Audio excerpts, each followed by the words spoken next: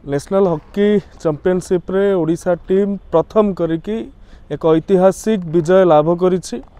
ये आगुरु जेते थर टूर्नामेंट होइछि आमे रनर्स अप भी हो पार नथिलु।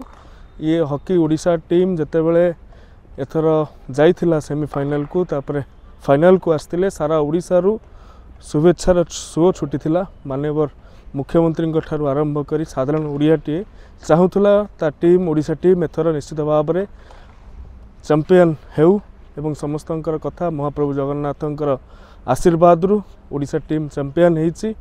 5-1 रे हरियाणा को हरैछि। ये ऐतिहासिक अटे प्रथम थर करिकी ओडिशा टीम ए राष्ट्रीय स्तर रे सफलता लाभ करिछि। एही अवसर रे टीम रो कैप्टेन दीपसान तिर्की, विजय लाक्रा कोच एवं समस्त जेते ए टीम सहित जड़ित अच्छा समस्त प्लेयर मानू समस्त को मु शुभेच्छा शुभकामना ज्ञापन करुछि। आज निश्चित भाव में आपण मानकर सफलता लगी सारा ओडिशा राष्ट्रीय स्तर में स्वतंत्र परिचय लाभ करिछि एवं गर्व अनुभव करुछि।